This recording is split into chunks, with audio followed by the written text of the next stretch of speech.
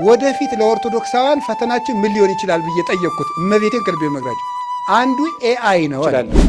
አንዱ የሰይጣን መሰረታዊ ተንኮል እንድንዘገይ ማድረግ ነው።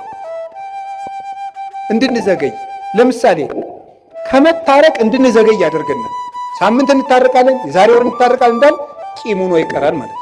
ስለዚህ ጎረቤት ምንድን ነው የሚሰራ? እርቦታል፣ ጠምቶታል፣ ተጣልተዋል፣ ፍቅር ናቸው፣ ታማዋል፣ አርጅተዋል፣ ጧሪ ያላቸው ለጎረቤት ጊዜ ሊሰጠው ይገባል። ሁከት፣ ጦርነት፣ ብጥብጥ፣ ሞት ሊሰማ ይገባዋል። በየቀኑ ይህን የምንሰማበት ምክንያት ለእግዚአብሔር ጆሮ ስለሌለን፣ ለእግዚአብሔር ዓይን ስለሌለን ነው። ለእግዚአብሔር እግር የለን ነው። ዛሬ ለምን ይመስላችኋል የምንቀሰፈው? እግዚአብሔር ጊዜ ሰጠ፣ አልተጠቀምንበትም። ስለዚህ እየቀነሰ ይወስደናል ማለት ነው። በሰጠን ጊዜ ካልተጠቀም ከእድሜያችን ቀንሶ ያነሳናል። የማያፈራለትን ዛፍ በጓሮ የሚንከባከብ ገበሬ ጅል ማን አለ? የጤና ሀብትነት ለሰው አይረዳውም። የውሃ ሀብትነት አይረዳውም። የአየር የኦክስጅን ሀብትነት አንረዳውም። ኦክስጅንን ሰዎች የሚያዙበት ቢሆን ኑሮ ለስንት ቀን መቆየት እንደምትችሉ አስባችኋል? ኦክስጅን በሆኑ ሰዎች እጅ ቢሆን ኑሮ ሁላችን ገለውን አናድርም ብላችሁ ነው? እነዚያ ሰዎች እነገሌ ናቸው እንዳትሉ ወስዳችሁ አታነካኩኝ። እኔ ያልኩኝ በሰዎች እጅ ቢሆን ኖሮ ነው ያልኩት። በሰው እጅ ቢሆን ኖሮ አየር ስንት ቀን ነው የምንሰነብተው? ዛሬን ራሱ ማደር እንችላለን? አንችልም። የውጩን ይቅርና በዚህ ያለውን በህዋ ላይ የተለቀቀውን ኦክስጅን ይቅርና ያንተን አየር እንዳታስወጣ ብንባልስ?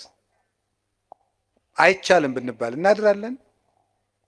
የራሳችን አየር እንዳይወጣ ብንከለከል መኖር እንችላለን? አንችልም። የአካል ክፍሎቻችንን ስጦታነት አስተውለን አናውቅም። እግዚአብሔር የሰጠንን ነገር ሰዎች ሊያደርጉልን የማይችሉ እንዲሁ እግዚአብሔር ምን አደረገልኝ እንላለን እንጂ እግዚአብሔር አንድ ቀን ጣፊያን ራሱ ስራ እንድታቆም ቢያደርጋት መኖር እንችላለን? እንችላለን? በሰውነታችን ያለውን የጨው መጠን ማን ሊያጣራው ይችላል?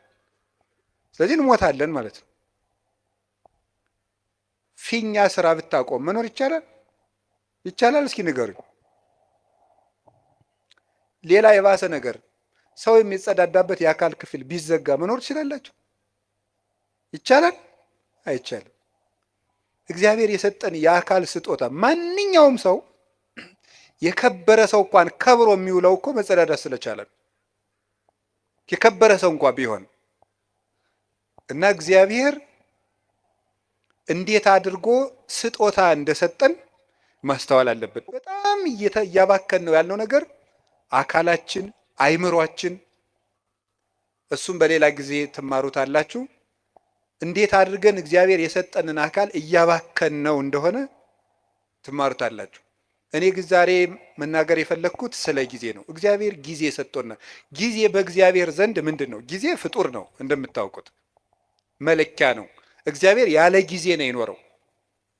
ዘመን ሳይፈጠር እግዚአብሔር ነበረ። ጊዜ ፍጡር ነው። በቤተ ክርስቲያን አስተምሮ የመጀመሪያ ሰዓት ትባላለች። ቁጥር የተጀመረው መጋቢት 29 ቀን ነው። መጋቢት 29 እና መጋቢት 30 ሚያዝያ 1 በሊቃውንት አነጋገር ዕለተ ጠቢባን ይባላሉ። ጠቢባን ሥላሴ አንድ ሳይሉ 29 ብለው ስለጀመሩ ነው። እንዲህ ያለው ነገር ለማያምን ሰው አይረዳም። ቅዱስ ጳውሎስ አንደኛ ቆሮንቶስ ምዕራፍ 2 ላይ ሲናገር መንፈሳዊ ነገር ለስጋዊ ሰው ሞኝነት ይመስለዋል ይላል። በስጋዊ ዓይን አይመረመርምና ለብእሲሰ መንፈሳዊ ኩሉ ይተሐሰሶ፣ መንፈሳዊ ሰው ግን ሁሉን ይመረምራል። ወሎቱሰ አልቦ ዘይተሐሰሶ፣ እርሱም ግን የሚመረምረው የለም ይላል። እና ስጋዊ ነገር ያለው ሰው አንድ ሳይባል 29 የማይመስል ነገር ነው ይላል።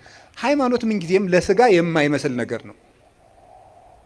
የምናወጋው የመንፈስ ነገር ስለሆነ የመንፈስ ነገር በስጋ ነገር ሊለካ አይቻልም። መቼስ አሁን ነፋስን በሜትር አንለካውም። ለሁሉም ነገር መለኪያ አለው። ውሃን በኪሎ ሜትር አንለካውም። የራሱ መለኪያ አለው። ለራሱ ነገር ለሁሉም ነገር መለኪያ አለው። ከፍታም መለኪያ አለው፣ ዝቅታም መለኪያ አለው፣ ረቂቅ ነገር መለኪያ አለው፣ ፈሳሽ ነገር መለኪያ አለው፣ ጠጣርም መለኪያ አለው። እንዲሁ መንፈሳዊ ነገርም የራሱ መለኪያ አለው። ውሃውን በሜትር ጤፉን ደግሞ በሊትር መቼስ ልለካው አይባልም። መለኪያ አለው። የነፍስም ነገር የራሱ መለኪያ የራሱ ዩኒት ስታንዳርድ አለው። ስለዚህ የነፍስን ነገር የምንረዳው እግዚአብሔርን በመፍራት ነው። እግዚአብሔር ጊዜን ሳይፈጥር ነበረ፣ ጊዜን ፈጠረ። የመጀመሪያዋ ሰዓት መጋቢት 29 ቀን ፈጠረ። ጊዜ በጊዜ ምን እንደተደረገ አስተውሉ። በጊዜ ከተደረጉ ነገሮች አንዱ እግዚአብሔር በጊዜ ይሄንን ዓለም ፈጥሮታል። ይሄንን ዓለም ፈጠረ። 7 ዕለታትን ፈጠረና አቆመ። 7 ዕለታት በዕብራውያን አነጋገር 7 ቁጥር ፍጹም ቁጥር ተደርጎ ይነገራል። መጽሐፍ ቅዱስ ሲተረጎም ማወቅ ካለብን ነገሮች አንዱ የመጽሐፍ ቅዱስን መነሻ ባህል ነው ማወቅ የሚገባል። የመጽሐፍ ቅዱስን መነሻ ባህል ስናውቅ መጽሐፍ ቅዱስን መረዳት እንችላለን። ስለዚህ በዕብራውያን ወይም በእስራኤል ባህል 7 ቁጥር እንደ ፍጹም ቁጥር ይቆጠራል። በኢትዮጵያ ለምሳሌ 10 ቁጥር እንደ ፍጹም ቁጥር ይቆጠራል አይደል? አታውቁም? ለምሳሌ የሆነ ሰው 10 ጊዜ አጨቅጭቀኝ ይላል። እናንተ ግን 3 ጊዜ ብቻ ሊሆን ይችላል ያላችሁት። ለምንድነው 10 ጊዜ የሚለው? ጭራሽ ማለት ነው፣ ፍጹም ማለት ነው። ምን 30 ጊዜ ይጨቀጭቀኝ ያላያ ይላል። ነገርከኝ እኮ ይላል። ብፁዕ አባታችን መጥተዋል። ከመቀመጣችን ተነስተን እንቀበልና እሺ፣ በረከታቸው ይድረሰን። ሁላችሁም ተባርካችኋል። ባላችሁበት ቁጭ በሉ። እኔም ተሳልሜ ብመጣ ትፈቅዳላችሁ አይደል?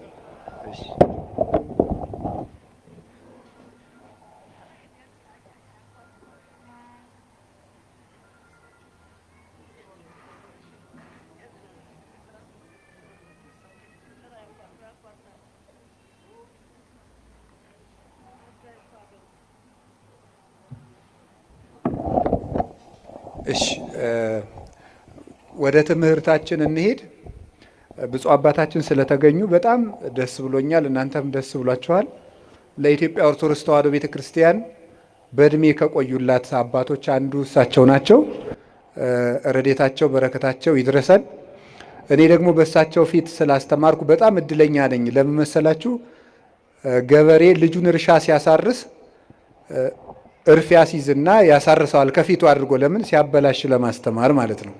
ስለዚህ ልጅ በአባቱ ፊት ሲያጠፋ ይታረማል ማለት ነው። ትምህርታችን እንቀጥል። እግዚአብሔር ከሁላችን ጋር ይሁን። ወደ ትምህርታችን ስንሄድ በዕብራውያን 7 ቁጥር ፍጹም ነው ብያችሁ ነበረ።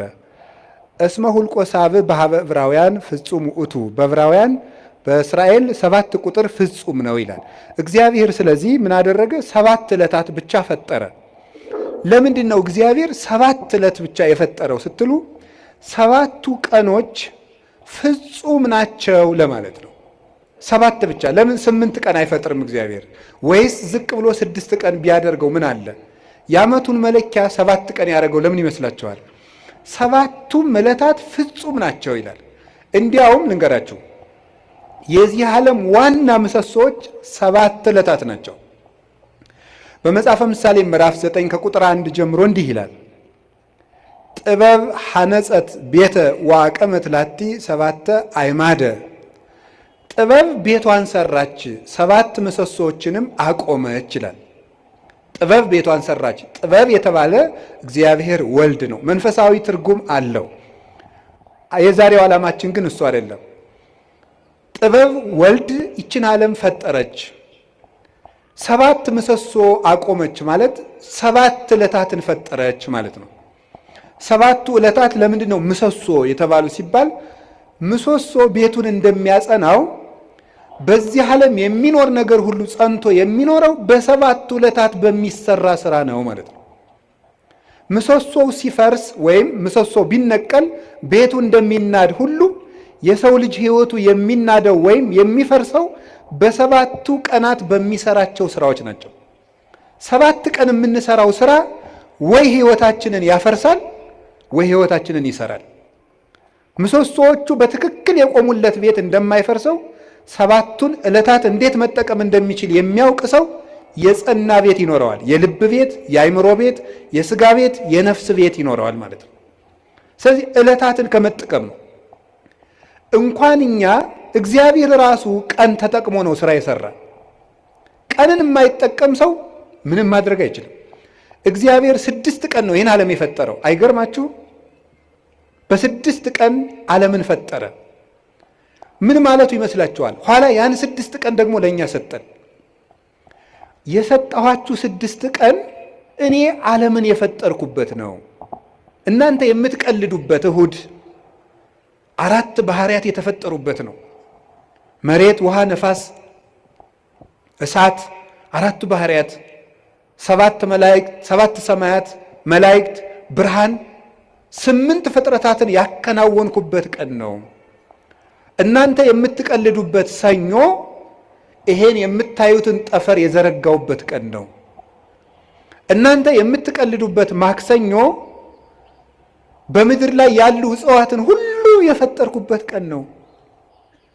እናንተ እንደዋዛ የምትገፉት ረቡዕ በዚህ ዓለም የሚያሸበርቁ ፀሐይ፣ ጨረቃ፣ ከዋክብትን ያበራሁበት ቀን ነው።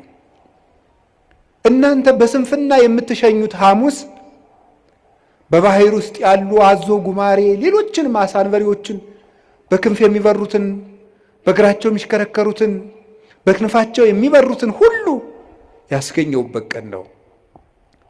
እናንተ በዋዛ በፈዛዛ የምታሳልፉት ዓርብ በአርአያዬ በአምሳሌ ሰውን የፈጠርኩበት ቀን ነው ማለቱ ነበረ። ሰኞ፣ ማክሰኞ፣ ረቡዕ እንደዋዛ ሲያልፉ እነዚህ ትዝ ብሏቸው ያውቃሉ?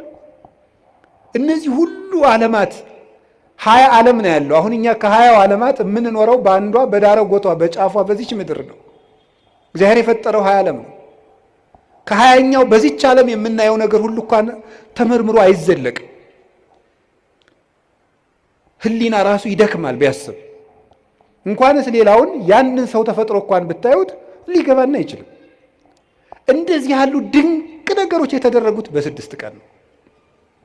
የጊዜን ጥቅም አያችሁት? በ7ኛው ቀን እግዚአብሔር አረፈ። ምን ማለት ይመስላችኋል? እግዚአብሔር 6 ቀን ሰራና አረፈ። ስራችሁ ብዙ ይሁን እረፍታችሁ ጥቂት ይሁን ማለቱ ነበረ። በቁሙ ነው። ወርቅ አለው፣ መንፈሳዊ ትርጉም አለው። ስራችሁ ብዙ ይሁን እረፍታችሁ ግን ጥቂት ይሁን። ይኸውላችሁ በዚህ ዓለም ላይ ብዙ ሰዎች የሚቸገሩበት ምክንያት ደስታን ፍለጋ ነው። ደስታ ደግሞ ከመስራት የሚመጣ ነው እንጂ ከማረፍ የሚመጣ አይደለም።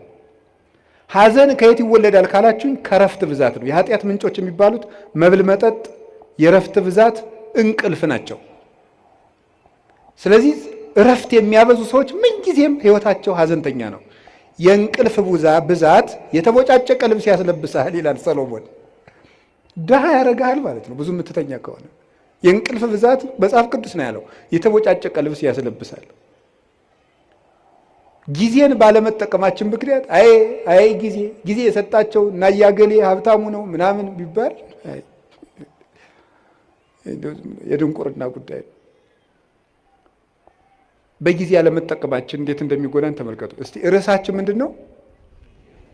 እስቲ በሉ ምን አላችሁኝ? ጊዜ ለምን? እግዚአብሔር በጊዜ ዓለምን ምን አደረገበት አልኳችሁ? ፈጠረ። ዓለምን አጸናበት። ጊዜ ምሰሶ ነው። ጊዜ መፍጠሪያ ነው። የሌለን ነገር ማምጫ ነው። ጊዜውን የሚጠቀም ሰው የሌለ ነገር ያመጣል። እግዚአብሔር በጊዜ የሌለን ነገር አመጣ። ሰማይ አልነበረ፣ ምድር አልነበረ። የሌለንን ነገር ማምጣት ከፈለጋችሁ ጊዜያችሁን ተጠቀሙ።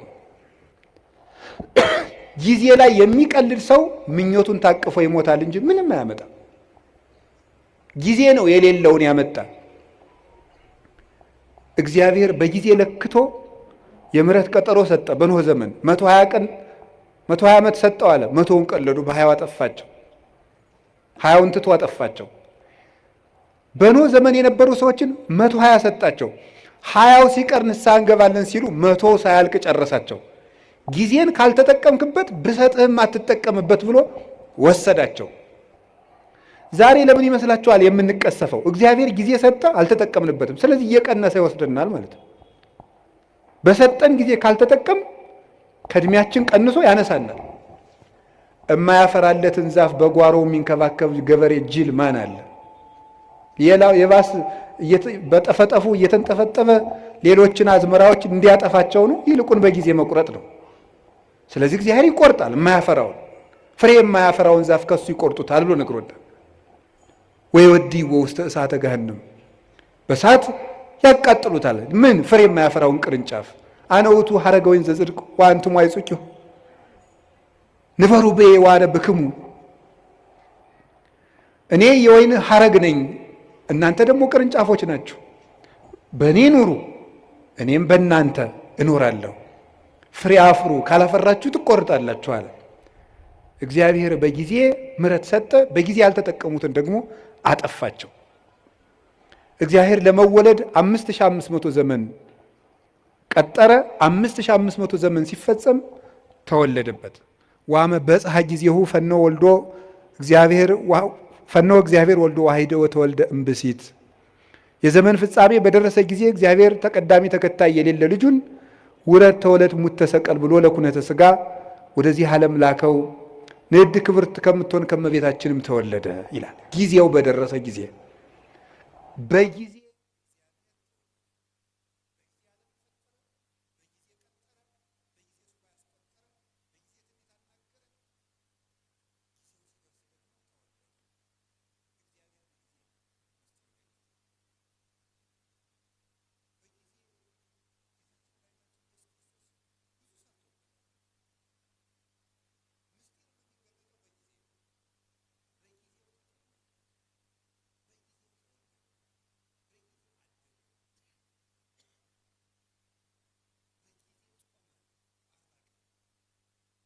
በጊዜ አስተማረ። 3 ዓመት ከ3 ወር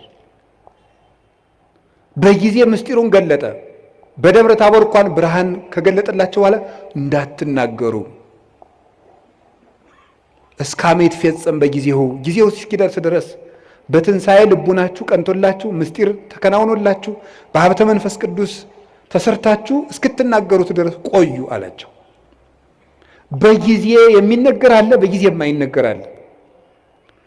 ወቤ ብዙ ነገር ዛነ ነግረክሙ፣ የምነግራችሁ ብዙ ነገር ነበረኝ።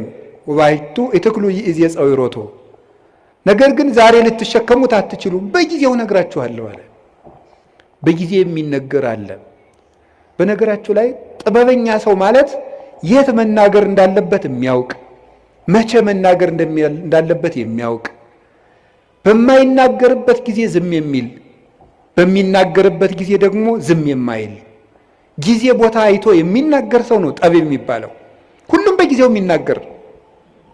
ጌታችን ኢየሱስ ክርስቶስ በጊዜው ተሰቀለ፣ በጊዜው ተያዘ፣ በጊዜው ሞተ፣ በጊዜው ተነሳ፣ በጊዜው አረገ፣ በጊዜው ሀብተ መንፈስ ቅዱስን ላከላቸው። 10 ቀን ጠብቆ ያለ ጊዜ ጸጋም አይሰጥም።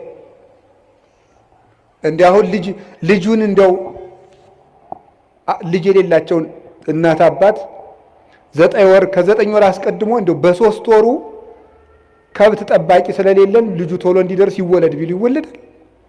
አይወለድም። በጊዜው ነው የሚወለደው። ለመውለድም ጊዜ አለው። ጸጋም በጊዜው ነው የሚሰጠው። ጥያቄም በጊዜው ነው የሚመለሰው። ጊዜ አለው። አሁን ፈልጌያለሁ ቢባል አይሆንም፣ በጊዜው ይሆናል። መቆየት ያለብንን መቆየት። እግዚአብሔር በጊዜው ሁሉን ሰራ። እንግዲህ ደግሞ በጊዜው ይመጣል። ያ ጊዜ መቼ እንደሆነ ደግሞ አታውቁም ብሎናል። ትግሁ እንከ እስመ የተአምሩ ጊዜ ይመጽእ እግዚእክሙ፣ ጌታችሁ የሚመጣበትን ጊዜ አታውቁምና ተግታችሁ ጠብቁ። ሶበሰ አይመረ በአለቤት ጊዜ ይመጽእ ሰራቂ እምተጋ ወሃለወ፣ ባለቤት ሌባ የሚመጣበትን ጊዜ ቢያውቅ ኑሮ በዚያች ሰዓት ይተጋ ነበር። ግን ሌባው መቼ እንደሚመጣ ስለማያውቅ ሌሊቱን ሙሉ መትጋት አለበት። እናንተም ጌታችሁ የሚመጣበትን ሰዓት ብታውቁት በዚያች ሰዓት ብቻ ትተጉ ነበር። ግን ጌታችሁ በ10 ዓመታችሁ ይምጣ፣ በ20 ዓመታችሁ፣ በ30 ዓመታችሁ ይምጣ፣ በ50 ዓመታችሁ፣ ስትጀምሩ ይምጣ፣ ስትጨርሱ አታውቁትም። ስታገቡ ይምጣ፣ ስትሸመግሉ ይምጣ፣ ሳታገቡ ይምጣ፣ ስታገቡ ይምጣ። አታውቁትም። በድህነታችሁ ጊዜ ይምጣ፣ በሀብታችሁ ጊዜ ይምጣ፣ ስትሾሙ ይምጣ፣ ስትሻሩ ይምጣ። የምታውቁት ነገር የለም። በሰጣችሁ ጊዜ ተዘጋጅታችሁ ኑሩ ብሎ ሰጥቶናል። ጊዜ እንዲህ ያለ ሀብት ነው። የእግዚአብሔር ቤተሰቦች በጊዜ እንጠቀምበት። ጊዜን አባቶቻችን ብዙ ሰርተውበታል።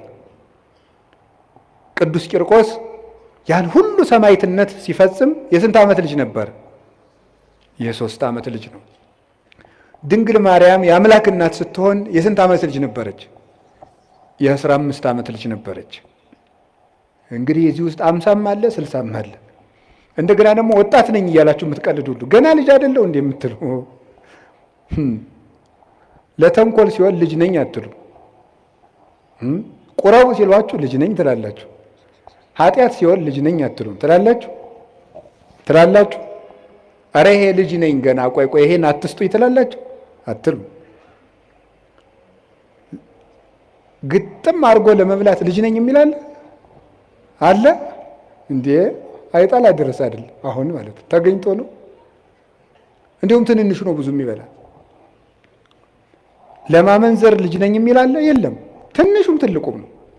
ለጽድቅ ሲሆን ልጅ ነኝ አትበል ብሏል። ሕፃን ነኝ ኢትበል እስመ ንዑስ አነ፣ እኔ ልጅ ነኝ አትበል ብሏል። ትንቢተ ኤርምያስ ምዕራፍ 1 ቁጥር 8 ላይ ለበጎ ነገር ልጅ ነኝ አትበል። ስለዚህ የእግዚአብሔር ቤተሰቦች ቅዱስ ጊዮርጊስ 4 ጊዜ ሙቶ ሲነሳ ያ ሁሉ ሰማዕትነት ሲፈጽም ጠቅላላ ዕድሜው 27 ዓመት ነው። በጊዜ አባቶቻችን ተጠቀሙበት። በቀኝ የተሰቀለው ወንበዴ መንግሥተ ሰማያትን የወረሳት በ3 ሰዓት ዝግጅት ነው። ለተጠቀመበት ሰው 3 ሰዓት መንግሥተ ሰማያትን ያስገኛል። አብሮ የቆመው ሰው ደግሞ በዚያው ሲኦልን አግኝቷል እድሜ ዘመኑ። አንድ ቀን የሰማ ሰው ዘኬዎስ ተመልሶ ጊዜውን ተጠቅሞ መንግሥተ ሰማያት ገብቷል። 3 ዓመት አብሮ የቆየው ይሁዳ ጊዜውን መቀለጃ ስላደረገው ከክርስቶስ መንግሥት ውጭ ሆኗል። በጊዜ የሚቀልል ሰው ይሁዳ ጊዜውን እንደ ድል መጠቀም ሲገባው መተናኮያ ያደረገው። ምን አደረገ መሰላችሁ? ክርስቶስን እኔ እሸጠዋለሁ አለ። እሸጥና እሱ እንደለመደ በታምራቱ ያመልጣል። ከዚያ በኋላ ደግሞ እኔ መመልሼ ገንዘቤን በልቼ መምህር የብዬ ከእሱ ጋር ታሪክ እቀጥላለሁ አለው። ጊዜው ግን መሽቶ ነበር። ክርስቶስ ተያዘ። ደርሷላ። ሲሰርቅ የነበረበት ጊዜ አለቀ። በቃ አለ። እግዚአብሔር መቅረዚቱን አጠፋት። ከዚያስ ምን አደረገ ደግሞ? ጌታ ከማረጉ በፊት ከመሞቱ በፊት እኔ ተቀድሜ ሙቼ ሲኦል ቆየዋለሁ፣ ነፍሳትን ሲያወጣ ያወጣኛል አለ። አይ ይሁዳ አልፏል። እሱ መች ምን አደረገ ጌታ? የለም ይሁዳ ዛሬም አትሞትም ብሎ ግንባሩ ተፈጥፍጦ ቆይ፣ ሆዱ ተዘርግፎ ቆየ። ከዛ ምን አደረገ ጌታ? ሲያረግ አንተ ያሰቀልከው ሰው እኮ አረገ አሉት። እኔን ሳያወጣኝ ብሎ ደንግጦ እወጣለሁ ሲል ከመቃኑ ላይ ከደጃፍ ወይም ከበሩ ላይ ግንባሩ ተፈጥፍጦ ሞተ ይላል። ምን አድርጎ ስትሉኝ፣ በጊዜ ቀልዶ የእግዚአብሔር የምሕረት ጊዜው አብቅቶ በቃይ ብሎ እግዚአብሔር ታገሰው። 3 ዓመት ቻለው። አብሮት እየዋለ ሙዳየ ምጽዋቱን እየሰረቀ ማይምረ ኅቡዓት ክርስቶስ አብሮት እያለ እየሰረቀ የሚያውቀውን ጌታ እንዳላዋቂ መጥቶ አብሮት በሀከረቢ መምህር ደህና ዋልክ እያለ የልቡን በልቡ እያደረገ 3 ዓመት ቻለው። በቃኝ አለ እግዚአብሔር። ቸርነትን ላልተጠቀመበት መዓት ይታዘዝለታል። እግዚአብሔር ጊዜ የሚሰጠው ለቸርነት ነው። የተአምርኑ ከመሳይሉ ለእግዚአብሔር ኪያከ ያገርህ በንስሐ ንስሐ እንዲመራህ አታውቅምን ይላል ቅዱስ ጳውሎስ ሮሜ ምዕራፍ 2 ላይ ሲናገር። የእግዚአብሔር ቸርነት እኮ የምሕረት ዕድል ነው፣ መጥፊያ አልነበረም። ሲራክም ይተወስክ ኃጢአተ በዲበ ኃጢአት እንዘ ትብል መሐሪ ውእቱ እግዚአብሔር። እግዚአብሔር ይቅር ባይ ነው፣ እግዚአብሔር ቸር ነው፣ እግዚአብሔር መሐሪ ነው እያልክ በኃጢአት ላይ ኃጢአትን አትጨምር ይላል እና ጊዜ ብዙ ነገር ተሰርቶበታል። ርዕሳችን ምንድን ነው? ንገሩኝ እንጂ ጊዜ ለምን? እሺ አንድ ሁለት ሶስት ነጥቦችን ልናገርና ብፁዕ አባታችን እንዲያስተምሩን ብለቅ ይሻላል። ጊዜ ለምን በሉ እስቲ። እንግዲህ እግዚአብሔር በጊዜ ፈጠረ። እስቲ በጊዜ ፈጠረ በሉ። በጊዜ መጣ፣ በጊዜ ሞተ፣ በጊዜ ተነሳ፣ በጊዜ አረገ፣ በጊዜ መንፈስ ቅዱስን ላከ። እሺ በጊዜ ይመጣል በሉ። በጊዜ ምን ይላል? ይመጣል። ጊዜ እግዚአብሔር ይህን ሁሉ ሰርቶበታል። አሁን እኛ በጊዜ ምን እናድርግ ነው ርዕሳችን። እስኪ ጊዜ ለምን በሉ። እሺ የመጀመሪያው ጊዜ ለእግዚአብሔር በሉ። ሁላችሁም በሉ እስኪ ድገሙ። አሁን ከዛሬ በኋላ ይሄ እኮ መመሪያ ነው። እንግዲህ የኑሮ መመሪያ እየነገርኳችሁ ነው። የመጀመሪያ መርሃችን እዚህ ውስጥ የተሰበሰብነው ጊዜ ለማን መመሪያችን ነው። ከዛሬ ጀምሮ ጊዜ ለማን? አንዴ ድገሙ። ጊዜ ለእግዚአብሔር። ከእግዚአብሔር ጋር መኖር ነው። ጊዜ የተሰጠው እግዚአብሔርን ልናመልክበት ነው። ስብሐ ለልዕልተ ይሴብሐከ ቅዱስ ዳዊት በቀን 7 ጊዜ አመሰግንሃለሁ ይላል። ጠዋት 12 ሰዓት እንደተማራችሁት ካሁን በፊት ብርሃን ሌሊቱን አሳልፈህ ብርሃን የሰጠህን ጌታ ብለን በብርሃን የፈጠርከኝ ጌታ ብለን ለእኔ ስትል ማለዳ ከሐና ከቀያፋ ፊት በ12 ሰዓት ተከሰስክልኝ ብለን 3 ሰዓት እንጸልያለን። ሔዋን የተፈጠረችበት ቅድስት ድንግል ማርያም ብስራተ መላክን የተሰማችበት ለሁሉ ፍትህ የሚሰጥ ጌታ በ3 ሰዓት ከጲላጦስ ፊት ተከሶ የቀረበበት 3 ሰዓት 6 ሰዓት አዳም የተሳሳተበት የሰው ልጅ አይምሮ የሚደክምበት ደና ሲጫወት የቆየው ሰውዬ 6 ሰዓት ላይ ማዛጋት ይጀምራል። 6 ሰዓት አጋንንት የሚሰለጥኑበት ሰው የሚደክምበት ጊዜ ነው። አዳምም የሳተበት ጊዜ ነው። 6 ሰዓት ደግሞ እግዚአብሔር ሁሉ ክርስቶስ የተሰቀለበት ሰዓት ነው።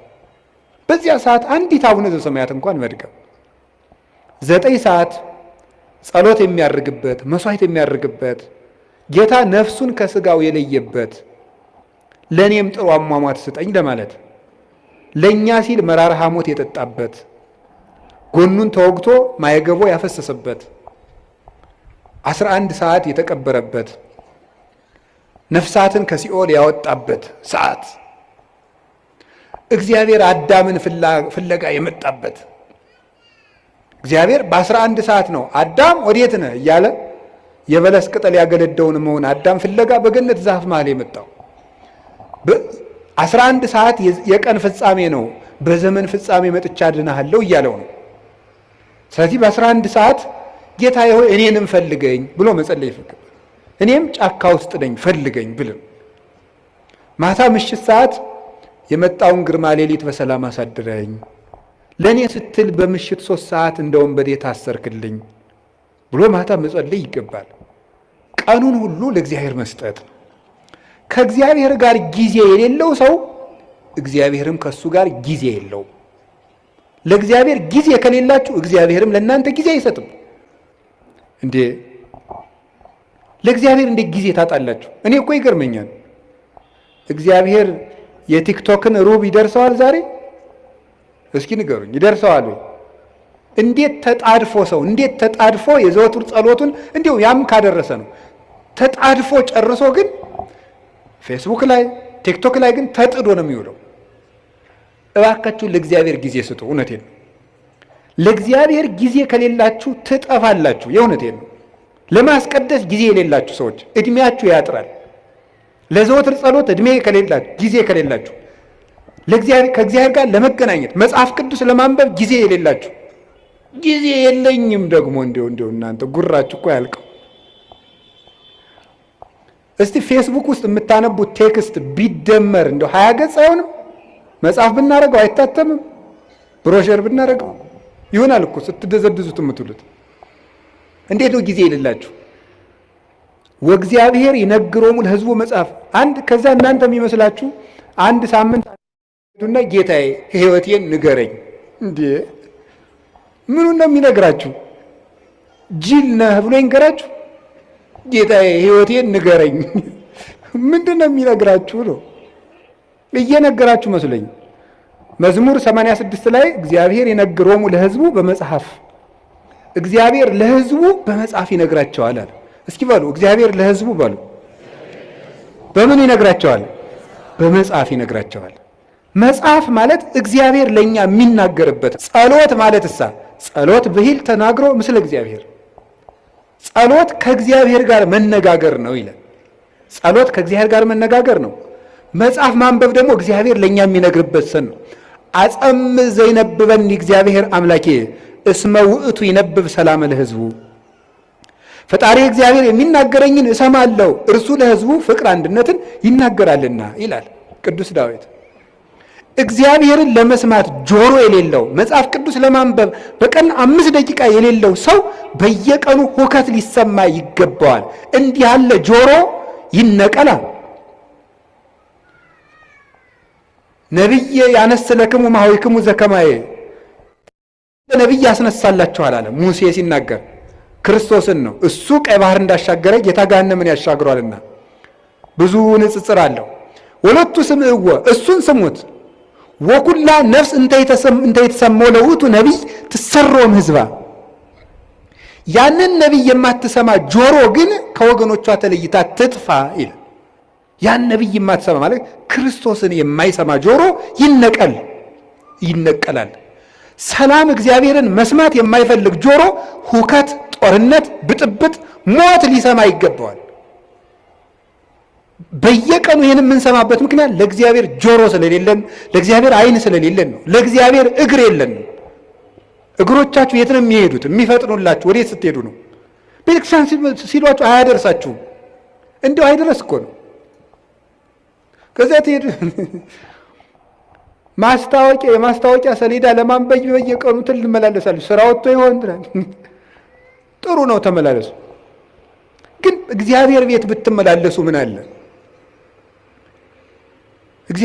የእግዚአብሔር ቤት እኮ ልንገራችሁ፣ የእግዚአብሔር ቤት ቤተክርስቲያን እኮ ማለት የእግዚአብሔር መንግስት ማለት ነው። ቤተክርስቲያን ታውቃላችሁ? ይህን ቤተክርስቲያን ማለት የእግዚአብሔር መንግስት ማለት ነው። እንዲህ ብሎ ነበረ ጲላጦስ አንተ አይሁድ ንጉሥ ነህ እንዲህ አለው። ምን ብሎ ነው የመለሰለት? መንግስት የሰ የኮነትም ዝንቱ ዓለም፣ የኔ መንግስት በዚህ ዓለም አይደለችም። ምን ማለት ነው? ቤተ ክርስቲያኔ ምድራዊት አይደለችም ማለቱ ነው። የእግዚአብሔር መንግስት ማናት ካላችሁኝ፣ ቤተ ክርስቲያን። አንድ ሰው አሜሪካ ከመሄዱ በፊት አሜሪካ ኤምባሲ መሄድ አለበት። አንድ ሰው መንግስተ ሰማያት ውስጥ ከመግባቱ በፊት ከእግዚአብሔር ኤምባሲ ቤተክርስቲያን መግባት አለበት። ቤተክርስቲያን ውስጥ የማይገባ ሰው የሰማይ ዜግነት የለውም። አንድ ሰው ከአንዲት ሀገር ኤምባሲ ውስጥ ሲገባ የዚያች ሀገር ጥበቃ ውስጥ ይገባል። ከቤተ ክርስቲያን ውስጥ የሚገባ ሰው የእግዚአብሔር እጅ ውስጥ ነው የሚገቡት። ይሄ ቤተ ክርስቲያን ውስጥ ቤተ ክርስቲያኑ ግቢ ላይ የሚታጠረው አጥር በግራም ይመጣል፣ በቀኝም ይመጣል። እዚያ እንደዚህ ብሎ በር አለው። ይሄ መግቢያው ይሄ አጥሩ ግንብ መሆኑን አታዩት። እነዚህ ምዕመናንን ተቀብለው የሚጠብቁ የእግዚአብሔር የምህረት እጆች ናቸው። ከቤተ ክርስቲያኑ ግቢ ውስጥ ስትገቡ ወደ እግዚአብሔር እቅፍ ነው የምትገቡት። እሱ በማይታጠፍ ጥበቃው ይጠብቀናል። ከዚያ በኋላ እንዲህ ያለች ነፍስ እግዚአብሔር ይርኤኒ ዋልቦ ዘይሐጣኒ፣ እግዚአብሔር ይጠብቀኛል። እሱ እኔን ብትደብቁኝ ፈልጎ የሚያጣበት ቦታ የለም፣ እኔንም የሚያሳጠኝ የለም። እሱ ራሱ ተናግሯል እኮ አልቦ ዘይሐይደኒ ሆን እምዴ፣ በጎቼን ከእጄ ነጥቆ የሚወስዳቸው ማንም የለም ብሏል። ከእግዚአብሔር እጅ መግባት ከፈልጋችሁ ቤተ ክርስቲያን መግባት። ለቤተ ክርስቲያን ጊዜ፣ ለመጽሐፍ ጊዜ፣ ለመጸለይ ጊዜ። አንድ ሰው ከእግዚአብሔር ጋር ያለው ጊዜ ከላላ እየጠፋ መሆኑን ማወቅ ያለበት ይሄ ነው።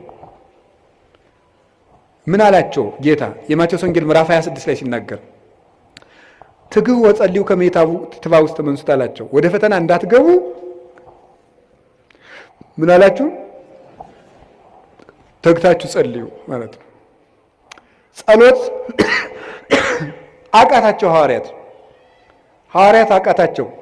መጥቶ ሁለት ጊዜ ሁለተኛው ላይ ማያቸው ተኝተው አገኛቸው። በሁለተኛው ያላቸውን ስሙ።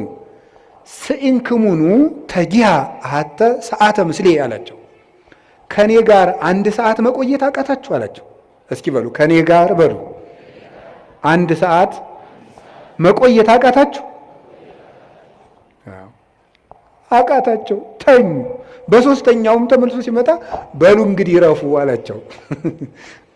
ሊቃውንቱ በጣም የሚገርም ትርጓሜ ይሰጡታል። በሉ እንግዲህ ረፉ፣ በሶስተኛው ረፉ አላቸው።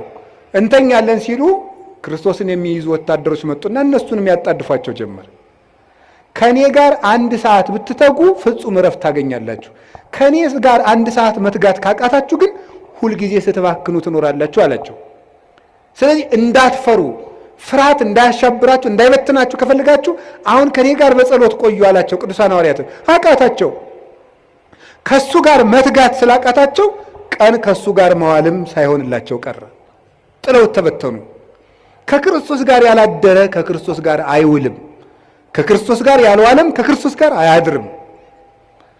ስለዚህ እግዚአብሔር ቤተሰቦች ቀኑን ሙሉ ቅዱሳን ሐዋርያት ከጌታ ጋር 1 ሰዓት ተግተው ቢሆን ኑሮ ቀኑ ሁሉ መስቀሉን ትተው ሲራወጡ አይውሉም ነበረ።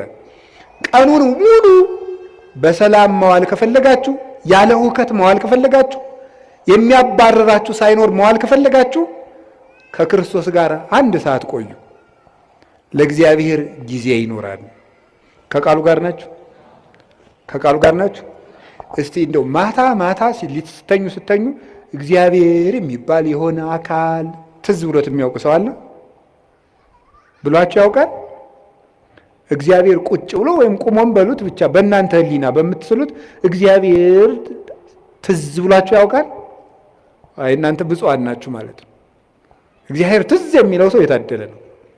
ለእግዚአብሔር የምናስብበትም ጊዜ፣ የምንጸልይበት ጊዜ፣ የምናነብበት ጊዜ፣ የምናስቀድስበት ጊዜና ከእግዚአብሔር ጋር የምንኖርበት ጊዜ ይኖራል። ጊዜን ለእግዚአብሔር በሉ እስኪ። ጊዜ ለማን? እግዚአብሔር እኛ ለሱ ጊዜ ስንሰጠው እሱ ደግሞ ለእኛ ምን ይሰጠናል? ጊዜ ይሰጠናል። ያለ ጊዜያችን የመለወጫ ጊዜ ይሰጠናል። እግዚአብሔር እንዲሰጠን ይህን ማድረግ አለብን። አላችሁ? እግዚአብሔር ከሁላችን ጋር ይሁን። ሁለተኛ ጊዜ ለምን በሉ እስኪ በሉ እንጂ። እሺ ጊዜ ለቤተሰብ በሉ ሁላችሁ። ጊዜ ለማን? ለቤተሰብ። ቤተሰብ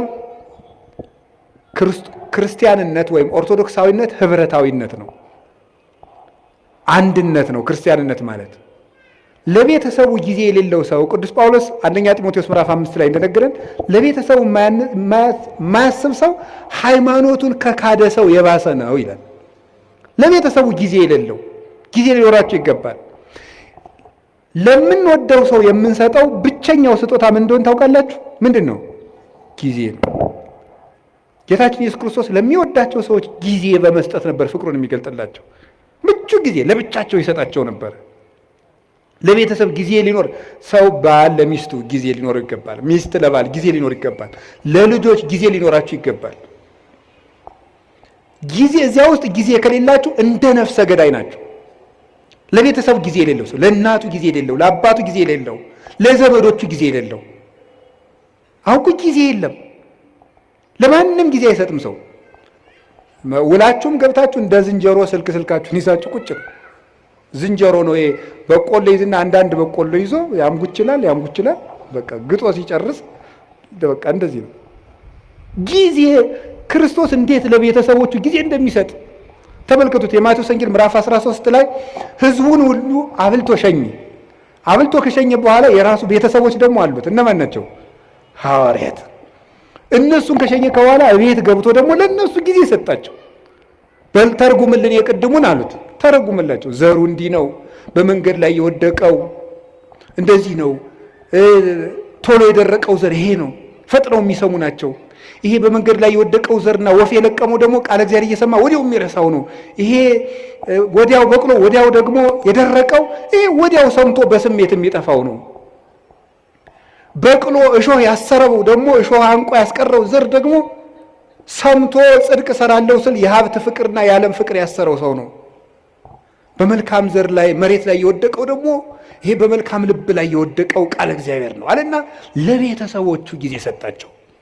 ክርስቶስ ለ5000 ሕዝብም ጊዜ ሰጠ፣ ለቤተሰቦቹም ጊዜ ሰጠ። ስራ ይበዛብኛል ስብሰባውዬ ነው የሚባል ይሄ አይሰራም። ክርስቶስም ስብሰባ ውሎ ለቤተሰቦቹ ጊዜ ይሰጥ ነበር። ብቻቸውን ማውራት ለሚፈልጉ ጊዜ ይሰጣቸው ነበረ ጌታችን ኢየሱስ ክርስቶስ። ዮሐንስ ወንጌል ምዕራፍ 4 ላይ ያቺ ውሃ ቀጅ ሴት ጊዜ ያስፈልጋት ነበር። ጌታ ምንድን ያደርጋት? ጊዜ ሰጣት። ለዚያው ምቹ ጊዜ።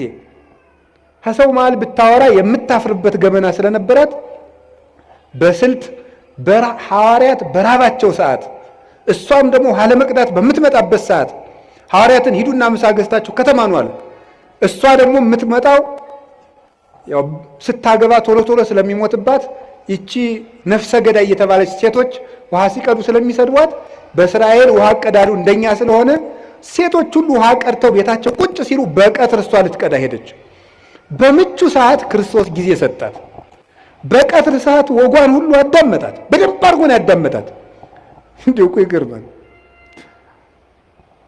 እናንተ አሁን በቀትር ሰዓት ፀሐይ እየመታችሁ እንኳን ክርስቶስ ያን ያህል አምላክ እንደው ትልቅ ሰው ቢሆኑ ታዳምጣላችሁ? ጌታ ምቹ ጊዜ ሰጥቶ አዳመጣት። ስለዚህ ጊዜ ስለሰጣት እሷም ልቧን ለሱ ሰጠችው። ጊዜ መስጠት ጌታችን ኢየሱስ ክርስቶስ ለብዙዎቹ ነበር ጊዜ። ትልቅ ሰው ነኝ አይል፣ አምላክ ነኝ አይል፣ ለሁሉ ሰው ቁሞ የመቆየት እድል ይሰጣቸው ነበረ። የማቴዎስ ወንጌል ምዕራፍ 9 ላይ ስታዩ 2 ዕውሮች ነበሩ። ጌታችን አልፎ ሲሄድ 2 ዕውሮች የዳዊት ልጅ ሆይ ማረን አሉ። እሱ አልፎ እየሄደ ነው። ማረን ሲሉ ምን ይላል? ማቴዎስ ወንጌል ምዕራፍ 9 ላይ ስታነቡን ይላል ወደ ቤትም በገባ ጊዜ 2 ዕውሮች መጡ ይላል። ወደ ቤትም በገባ ጊዜ የሚለው ለምንድን ነው የተጻፈው? መጽሐፍ ቅዱስ ላይ ዝም ብሎ የሚጻፍ ቃል የለም። ሊቃውንቱ ሲተረጉሙት ምን ይላሉ? ዕውሮች ናቸው ሩጠው እንዳይደርሱበትና ከቤት ገብቶ ቆያቸው ይላል። ይህን ጊዜ መስጠት። ሩጠው እንደማይደርሱ ያውቃሉ፣ አይነ ስውሮች ናቸው። ስለዚህ እስከሚመጡ ድረስ ጊዜ ሰጣቸው፣ ቆያቸው። ይሄንን ሊቃውንተ ቤተክርስቲያን ምን ብለው ይተረጉሙና መንገድ ላይ ያሉት ደግሞ ምን ይላሉ? አጋንንት ምንድን ነው የሚሉት? መንገድ ላይ ያሉት ሰዎች ደግሞ እናንተ አትጥሩት፣ ትልቅ ሰው ነው እንደው ትልቅ እንዴ አታፍሩም እንዴ ስትጠሩት መንገድ ላይ ዝም በል ይሏቸዋል። ወአፈድፈዱ ከሊሃ ይላል። እነሱ ግን እንዲያውም ጨምረው እንዳልጮህ እንጂ የዳዊት ልጅ ወይ ማረን ብለው እንዲያውም ደግሞ ድምፅ ጨመሩበት፣ ገብቶ ቆያቸው ይላል። ሊቃውንቱ ምን ብለው ይተረጉሙታል? ክርስቶስ ለእነዚህ ዕውሮች ሩጠው የሚደርሱበት አዝግመው እስኪደርሱ ድረስ ከቤት ገብቶ ቆያቸው።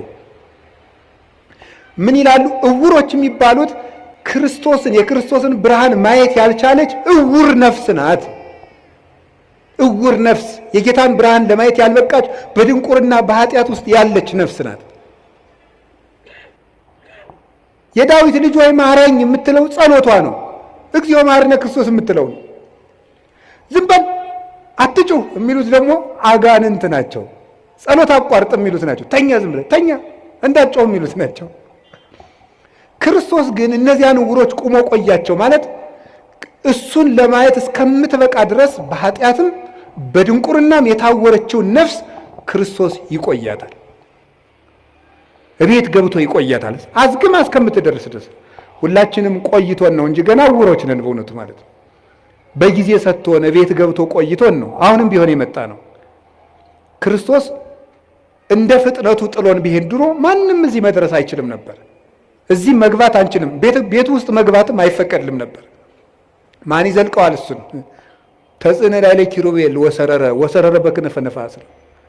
ህሊና መላእክት እንኳን የማይደርስበትን ጌታ እኛ ግን በቅዱስ ሥጋው በክቡር ደሙ እንድንዋሃደው የፈቀደልን እሱ ቆሞ ስለቆየን ነው። ጌታችን ላልደረሱት እስኪደርሱ ጊዜ ይሰጣል። እናንተ ጊዜ ትሰጣላችሁ? ቶሎ አልገባው ላለ ሰው ጊዜ ትሰጣላችሁ? አንተ ደደብ እስከ መቼ ድረስ ነው ካንተ ጋር የምንኖረው አትሉ? ጊዜ ትሰጣላችሁ? ቁማችሁ ትቆይታላችሁ? ሰው እስኪስተካከል፣ ጠባዩ የከፋ ሰው እስኪስተካከል ትቆያላችሁ? ወዲያው ነው።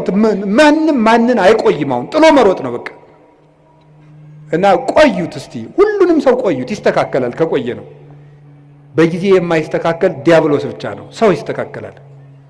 ጊዜ ለቤተሰብ እስኪ በሉ ንገሩ እንጂ። አዎ ጊዜ ለቤተሰብ ሊኖር ይገባል። ብዙ አሁን እንዴው እናታችን ቅድስት ቤተክርስቲያን እየተፈተነች ያለችው አንዱ በትዳር ነው እየተፈተነችው ያለው። የባለ ትዳሮች ደግሞ መሰረታዊ ችግራችሁ ምንድነው ስትሉ ጊዜ የላችሁም ነው። ትዳሩን የሆነ ሱቅ ነው የምታረጉት። ምን ማለት ነው መሰላችሁ? ስራ ቦታ ሆኗል ማለት ነው። ጊዜ የላችሁም። ባልና ሚስት አብራችሁ የምትሆኑበት ጊዜ የለም። አትተዋወቁም እኮ ሁላ።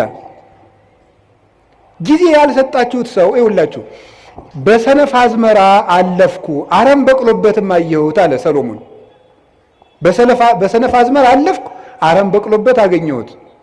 ለሚስት ጊዜ ከሌለ ዞር ዞር ብለህ ስትመጣ አረም በቅሎባት ነው የምታገኘው። አረም ይበቅልባታል። የነገር አረም፣ ሌላም አረም፣ ሌላም አረም። የአረም አይነቶችን አግሪካልቸር ባለሙያ ጠይቆ ብዙ አረም ነው የሚበቅልባት። ነግሬያችኋለሁ። ለባሎቻችሁ ጊዜ ከሌላችሁ ብዙ አረም ያበቅላል፣ ይሸፍታል ልብ። እነዚያን አረሞች ደግሞ ነቅሎ የሚጥላቸው የለም። አረሙን እንነቅላለን ስትሉ ስንዴውን ትነቅሉብኛላችሁ እንዳለ ጌታ በዚያችሁ ትንሽ ችግር በበቀለችው አረም በአመል መግፋት ስትጨቃጨቁ ራሱን ማጣትም ይመጣል። ስለዚህ ጊዜ ይኖራችሁ። እኔ እውነቴን ነው ስለ እግዚአብሔር ብላችሁ ለልጆቻችሁ ጊዜ ስጡ። ጌታችን ኢየሱስ ክርስቶስ ለሕፃናት ጊዜ እንደሰጣቸው ታስታውሳላችሁ። የማቴዎስ ወንጌል ምዕራፍ 18 ላይ ሕፃናት ወደ እኔ እንዲመጡ አትከልክሉ፣ አቅፎ አስተምሮባቸዋል። እየታቀፈ በዚህ በትከሻው እየመጡ ዙሪያውን እየከበቡ ለሕፃናት ጊዜ ነበረው። ለልጆች ጊዜ ያስፈልጋል። ለጎረቤት ጊዜ ያስፈልጋል። አላችሁ? አሁን ለጎረቤት ጊዜ አላችሁ? አሁን እንደው መችስ ሰለጠን ተብሎ አሁን ጎረቤትም አይጠያየቅም። የጎረቤትን ልጅ መቆጣትም ቀርቷል። እኛ ልጁ ነን በእውነት እግዚአብሔር በሚያውቀው አሁንም ገና አላደግንም። በርግጥ ጎረቤት ነው እየቀጣ ያሳደገን። ዋስ ጠርተን ነው። ይገርማል። ስናጠፋ የጎረቤት ሰውዬ መጥቶ ዋስ አስጠርቶ ነው የሚለቀን ማለት ነው። ቢገርፈን ኧረ አየዋገሌ ገረፈን ብለን ለእናት አባታችን ብንናገር ደግ አረገ ነው የምንባል። የኔን ልጅ ነካ እንባል። በምን ምክንያት ነው የመታው ተብሎም አይጠየቅም። ኃላፊነት አለው በልጆች ላይ። ለጎረቤት ጊዜ ያላችሁ ወይ? የሉቃስ ወንጌል 15 ላይ ልጁ የጠፋው ልጅ ሲመጣ ጎረቤቶቹን ጠራ። ይሄ እኮ ሰም አለው እኮ ሰም አልባ ወርቅ የለው።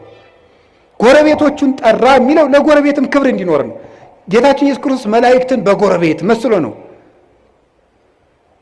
አዳምና ልጆቹን ደግሞ በጠፋ ልጅ መስሎ ነው ያስተማረ። ጎረቤትን መጠራራት፣ ለጎረቤት ጊዜ መስጠት። ምን እየሆኑ ነው? እየበሉ ነው? እየጠጡ ነው? እንዴ የኛ ገር ገበሬ እኮ ሲተርት ሰምታችሁታል? አታጣልፈኝ አለች ጉንጫቸር ይላሉ። እዚያ ማዶ ቤት ሲቃጠላሉ ውሃው ውስጡና አታጣልፈኝ አለች አሉ። እንዴ አንቺ ውሃ ውስጥ አይደል ያለሽ እንዴ? እሳቱ የት ያገኝሻል ሲሏት አሉ እሳቱ አልጠፋ ቃል እየቀዱ ውሃውን ሲወስዱ ውሃው ሲያልቅ የነስ ወስደው መጨመራቸው ይቀራል አለች። ምን ማለት መሰላችሁ? የነፍሱ ቢቀር ደሃ ጦም ማደሩን ካላያችሁት ችግር ነው። የነፍሱም ይቅር የተጎዳ ሰው በግ ከደነበረ የሰው ልጅ ከመረረ አይመለስም ተብሏል። ከመረረው ድሃም ቢሆን ሰብሮ ይበላል። ዘግቼ እበላለሁ ስትል። ስለዚህ ጎረቤት ምንድን ነው የሚሰራ? እርቦታል፣ ጠምቶታል፣ ተጣልተዋል፣ ፍቅር ናቸው፣ ታማዋል፣ አርጅተዋል፣ ጧሪ ያላቸው። ለጎረቤት ጊዜ ሊሰጠው ይገባል።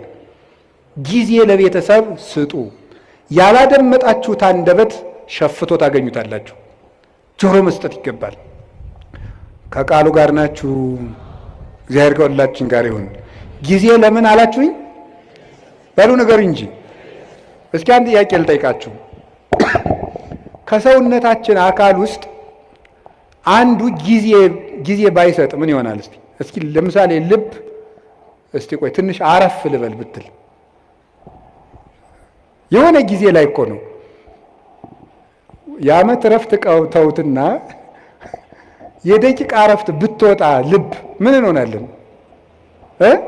ቤተሰብ እኮ ናቸው እነዚህ። ታውቃላችሁ አይደለም? እነዚህ እኮ ቤተሰብ ናቸው። ልብ ደም መርጨት ካቋመች ሳምባ ምን ቁም ነገር አለው? ኦክሲጅን አንድ አቅማዳ ኦክሲጅን ቢሰበስብ ምንም ጥቅም የለውም። ደምን ለማጣራት ነው የሚጠቅመው። ብታውቁ ምን ይሆናል? ሳምባ እስቲ ቆይ ትንሽ አረፍ ልበል ቢልስ? ቤተሰብ እኮ ናቸው እነዚህ። ሳምባም ልብም ሁሉም ጊዜ አላቸው። አንዱ ለአንዱ የሚሰራውን ጊዜ ያውቃል። አንዱም ሳምባ ለልብ ጊዜ ይሰጠዋል፣ ጊዜም ለላባ ጊዜ ይሰጠዋል፣ ቦሳ ይሰጠዋል። አንዱ አጣርቶ ይልካል፣ አንዱ ያበለጽጋል። ደሙን በኦክስጅን ማለት ነው ያጣራዋል። እንዲሁ ነው። ተጋግዘው እኮ ነው ቤተሰቡ በሰላም የሚኖር። ይሄ እኮ ሰውነታችን ቤተሰብ ነው። አታውቁም? ቤተሰብ እኮ ነው። እዚህ ውስጥ የሚራወጥ ስንት ስራ ነው ያለ። አሁን እግራችን እሾህ ቢወጋው ምንድን ነው የሚያደርጉ? እኔ ጠይቄ ነው ሐኪም አላውቅም። ሐኪሞች እንደነገሩኝ ከሆነ ግን ብሳሳትም ስህተቱ የሐኪሞች ነው ስላልተማርኩት ማለት ነው። ሐኪሞች እንደነገሩኝ ሜሴጅ ትራንስሚተርስ አሉ። ሴል የሚባል ሰራዊት አለ እና እግርህን እሾህ ቢወጋ በዚህ ግዛት በኩል ችግር ደርሶበታል ብለው ተራውጠው ለጭንቅላት የሚነግሩ ሴሎች አሉ። እነዚያ ሁሉ ቤተሰብ ናቸው። ተባብረው ነው የሚኖሩት። የውስጥ ደዌ ስፔሻሊስት ጠይቁ። እንደ ውስጥ እኔ የውጩን ራሱ ልንገራችሁ። የውጩን ራሱ አሁን እኔ ቢያመኝ ምን ያደርጋል መስላችሁ?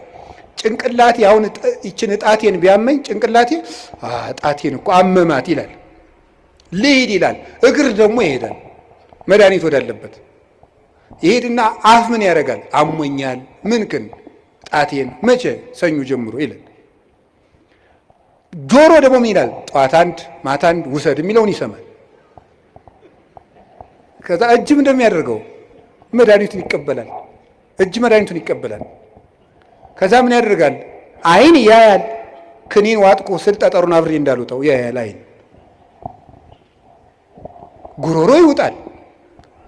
እዚያ ወዲያ በምን እንደሚፈጭ ሐኪም እንጠይቃለን።